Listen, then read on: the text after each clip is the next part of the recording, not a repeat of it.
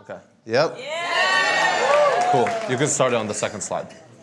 In 1996, I was born in Egypt. I mean, specifically in the pyramid in the middle. I know, statistically, I'm just kidding. That's not true. But what is true, I moved to Jordan, Saudi Arabia. I lived there for a few years before I came to the United States, to a small city some of you may know, New York. When I came there, I started selling candy in middle school, and afterwards I became a dishwasher and a busboy. And I was doing this to make ends meet. Throughout that process, what's crazy is what happened the next 3 years. And it's this. Every single logo on this slide is a company that I started, a company that I work for, a program I participated in, something that I put on my resume. And these were all phenomenal opportunities. Don't get me wrong, I'm not supposed to be here, and I'm not supposed to have any of these. I mean, I see no one in my field when I come in, and I was just grateful for being where I was. But throughout that process, no matter what opportunity I had, no matter what internship or job, no matter what company I started, I never felt good. You see, I had this dream, I would go work really hard for it, and then I would crash. And it happened over and over and over again.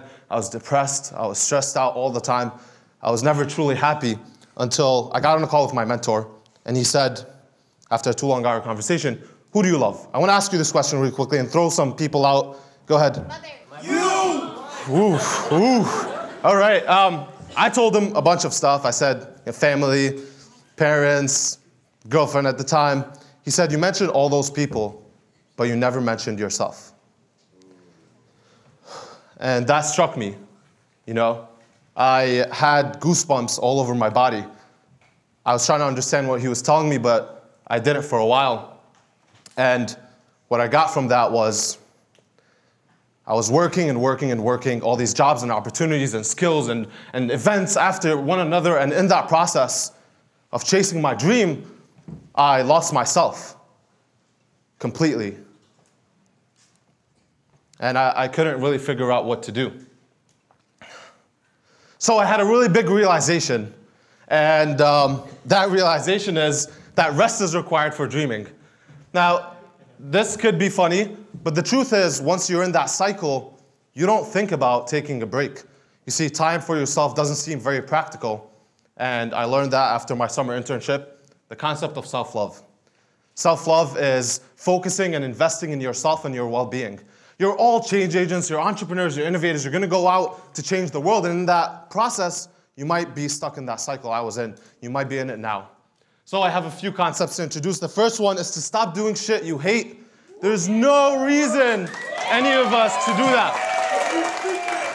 See, I understand if you're stuck in a certain circumstance and you have to do what you have to do, but you never have to stay there. When I decided I wasn't gonna be a dishwasher anymore, I saved up money, I did an unpaid internship, and that changed my life.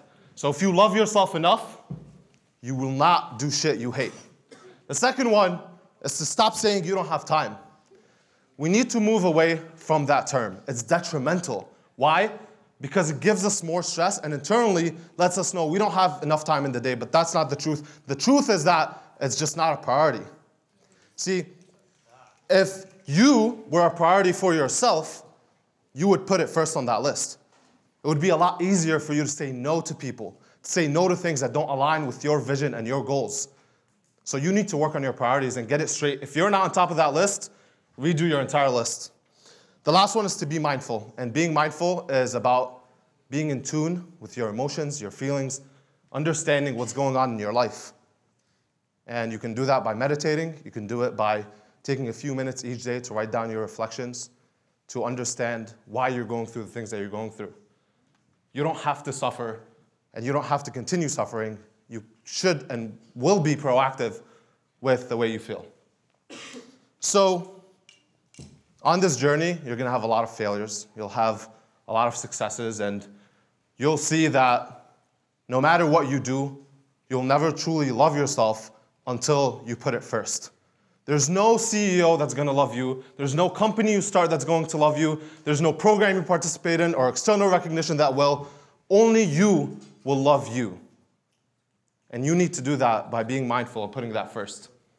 So I pose this question: how might we love and take care of ourselves. Thank you.